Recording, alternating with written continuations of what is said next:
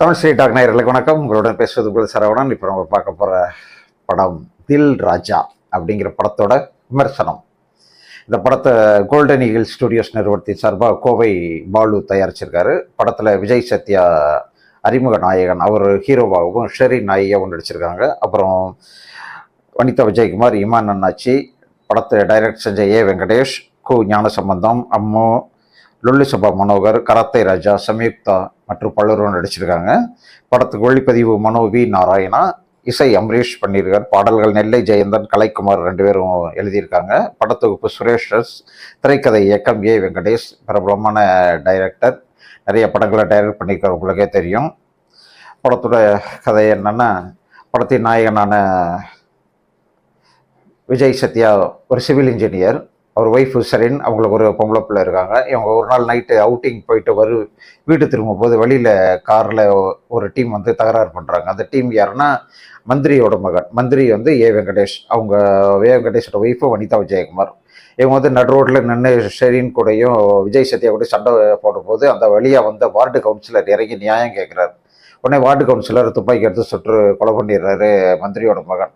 அதுக்கப்புறம் விடாமல் இவங்களை தொடர்ச்சியாக ஃபாலோ பண்ணி பின்னாடியே போய் தகராறு பண்ணும்போது ஒரு இடத்துல பெரிய இவருக்கும் விஜய் சத்யாவுக்கும் அந்த கோஷ்டிக்கு இடையில பெரிய சண்டையே நடக்குது. அந்த சண்டையின் முடிவில் அந்த மந்திரியோட மகன் கொலை செய்யப்படுறாரு. அதுக்கடுத்து டக்குன்னு தன்னுடைய காரை எடுத்துட்டு விஜய் சத்யா ஷெரீனோ தப்பிச்சு வீட்டுக்கு வந்துடுறாங்க. வெளியில் தெரியல இவங்க தான் வந்தவங்களா போனாங்களான்னு கண்டுபிடிக்க முடியல. ஒரு போலீஸ் வந்து போலீஸ் ஸ்டேஷன் போய் சொல்லலாம்ன்றதுக்காக போகிறாரு விஜய் சத்யா. ஆனால் போகும்போது செத்து போன ஆள் வந்து மந்திரியோட மகன் தெரிஞ்ச உடனே பயந்து போய் அவர் வீட்டுக்கு வந்துடுறாரு. அதோட மந்திரியோட மகனோட கூட வந்து 3 பேர் காணாமல் போயிட்டாங்க. இப்போ அந்த 3 பேரையும் போலீஸ் தேடுது. போலீஸ் பேப்பர் டிவிலெல்லாம் இப்போ நியூஸ் வந்துருச்சு. இப்போ ரொம்ப டிஸ்டர்பன்ஸாக இருக்கார். இந்த நேரத்தில் அவரோட குழந்தைக்கு பிறந்தநாள் வருது. அந்த குழந்தை பிறந்தநாள் கொண்டாடுறதுக்காக மதுரையிலேருந்து ஷெரீனோட அம்மா அப்பா வந்துடுறாங்க. இப்போ இங்கே இருக்கவே பிடிக்காம இருக்கிறனால சரி வாங்க எல்லாரும் மதுரைக்கு போகலான்னு மதுரைக்கு போகிறாங்க. போகிற வழியில் ஒரு காரு பஞ்சர் ஆகி ரோட்டில் நிற்கிறாங்க. அப்போ அந்த வழியில் போன ஏ வெங்கடேஷ், வனிதா விஜயகுமாரும் கார் விட்டு இறங்கி வர்றாங்க. வனிதா விஜயகுமார் வந்து அது இந்த ஷெரீனோட அம்மாவை பார்த்து என் கூட படித்த ஃப்ரெண்டாச்சு அப்படி சொல்லி பேசி பழகுறாங்க. சரி வீடு பக்கத்தில் தான் இருக்கு, வந்துட்டு போங்கன்னு சொல்லி கூப்பிடுறாங்க. போய் வீட்டுக்கு போகிறாங்க. வீட்டில் பேசிக்கிட்டு இருக்காங்க.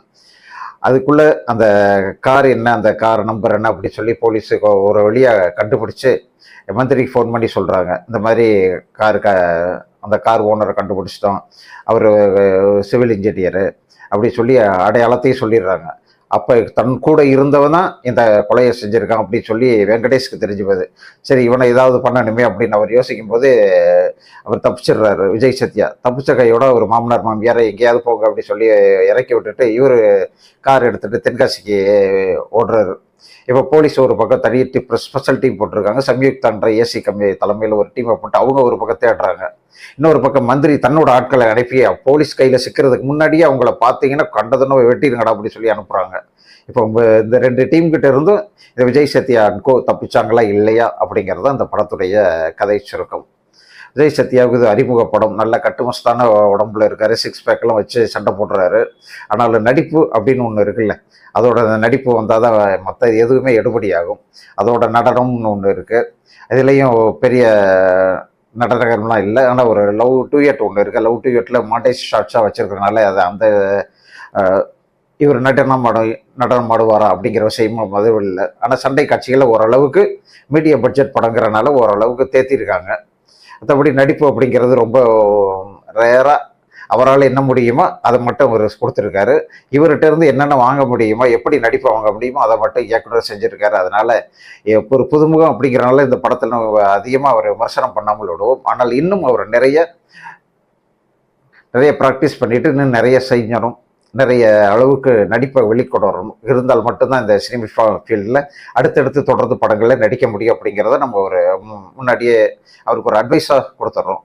அப்புறம் இந்த படத்தில் நடித்த மற்ற ஷெரீன் வந்து ரொம்ப பெரிய விஷயமெல்லாம் இல்லை, பெரிய கேரக்டர்லாம் இல்லை. அவங்க சில காட்சிகளில் வந்து இருக்காங்க, கடைசி வரைக்கும் இருக்காங்க. ஆனாலும் நடிப்பு அப்படின்றது ஒன்றும் பெரிய ஸ்கோப் இல்லை அவங்களுக்கு. அப்புறம் வெங்கடேஷ் ஒரு வில்லன் கதாபாத்திரம், வில்லனாக என்னென்ன செய்யணுமோ அத்தனையும் அவர் செஞ்சுக்கிட்டு இருக்காரு. அதே மாதிரி வனிதா விஜயகுமார் அவங்களும் முதல்ல சாஃப்ட் கார்னராக பேசிட்டு கடைசியாக தன் மகனை கொலை பண்ணதே இவங்க தானோன்னு அவங்களும் கொஞ்சம் எகிற மாதிரி ஒரு வில்லியை காட்டிட்டாங்க. அதுக்கப்புறம் கேபி பாலாவும் விஜய்மான் அண்ணாச்சியும் கொஞ்சம் ஒரு ஃபர்ஸ்ட் ஹாஃபில் ஒரு 2 நிமிஷம் அப்பப்போ கொஞ்சம் சிரிக்க வச்சுருக்காங்க, அவ்வளோதான். மற்றபடி இந்த படத்தில் நடிப்பு அப்படின்னு பார்த்தா ஓரளவுக்கு இயக்குனர் வெங்கடேஷ் தன்னால் முடிஞ்ச அளவுக்கு நடிப்பு அவரை வச்சு நடிக்க வச்சிருக்காரு, அவ்வளோதான். படத்தில் ஒளிப்பதிவு, இசை இரண்டுமே சிறப்பு. ஒளிப்பதிவில் எந்த குற்றமும் குறையும் இல்லை. அது மீடியம் பட்ஜெட் படம்னாலும் ரொம்ப அழகாக ஒளிப்பதிவு பண்ணியிருக்காங்க. அது மியூசிக் போட்டு தாளிச்சிருக்காரு. அது முதல் பாடல் படத்து துவக்கத்தில் வரக்கூடிய பாடலே ஒரு அம்சமான பாட்டு. இந்த வருஷம் முழுக்க அந்த பாட்டு எல்லா மேடையிலையும் ஒலிக்கும்னு நினைக்கிறோம். அந்த அளவுக்கு பாடலையும் பாடி அதில் ஒரு டான்ஸும் ஆடியிருக்காரு அம்பரீஷ். அதை அவர் இனிமேல் டான்ஸ் மட்டும் ஆட வேணாம், பாடலை மட்டும் இசை மட்டும் போட்டால் போதும்னு நம்ம சொல்லிக்கிறோம். அதுக்கப்புறம் இந்த படத்தோட தொழில்நுட்பத்தில் வேற எடிட்டிங்லாம் ரொம்ப ரொம்ப குறைவான ஒரு தரத்தோடு எடிட்டிங் பண்ணியிருக்காங்க. ஆனால் இது எல்லாத்தையும் தாண்டி படத்தில் திரைக்கதை அமைப்பு இருக்குது பாருங்க, அது கொஞ்சம் பயங்கர லாஜிக் மிஸ்டேக்கோட, சில இடங்களில் டைரக்ஷன் குறைபாடுகளோடு எடுத்திருக்காங்க. உண்மையாக இது பகவதி இந்த மாதிரி படங்களை இயக்கிய வெங்கடேஷா இந்த படத்தை டைரக்ட் பண்ணியிருக்காருன்னு ஒரு சந்தேகமே நமக்கு வருது. அந்த அளவுக்கு இயக்குதலில் கொஞ்சம் குறைவாக இருக்கிறது அப்படிங்கிறத நம்ம குற்றச்சாட்டாகவே வைக்கிறோம். ஏன்னா எந்த அளவுக்கு இயக்கம் பண்ணியிருக்காரு வெங்கடேசன் நமக்கு சந்தேகமாக வருது. இன்னும் கொஞ்சம் நல்லா பண்ணியிருக்கலாம், அது பண்ணாது அவருடைய தப்பு தான். இன்னும் கொஞ்சம் பண்ணியிருந்தால் நம்ம மாசிக்கிட்டு இருக்கோம். இது ஒரு சாதாரண கமர்ஷியல் படம் தான், அவங்க சொல்கிறதும் அதே தான். சாதாரண சின்ன கமர்ஷியல் படம், கொஞ்சம் போர் அடிக்காமல் கடைசி வரைக்கும் உட்காந்து பார்க்கலான்ற அளவுக்கு நாங்கள் எடுத்திருக்கோம்ப்பா. எங்களால் முடிஞ்சதை கொடுத்துருக்கோம். இன்னும் அடுத்தடுத்த படங்களில் ஹீரோ கொஞ்சம் நல்லபடியாக தன்னுடைய திறமையை வளர்த்துக்கிட்டு நடிப்பார் அப்படின்னு எதிர்பார்க்கலாம் அப்படின்னாங்க. அதையே தான் நாமளும் சொல்கிறோம். கொஞ்சம் என்டர்டைன்மெண்ட்டாக கடைசி வரைக்கும் உட்காந்து பார்க்குற அளவுக்கு இந்த படத்தை எடுத்திருக்காங்க. அந்த வகையில் இந்த படமும் பார்க்க முடிந்த ஒரு திரைப்படம் என்பதை நான் சொல்லிக்கிறோம். நன்றி, வணக்கம்.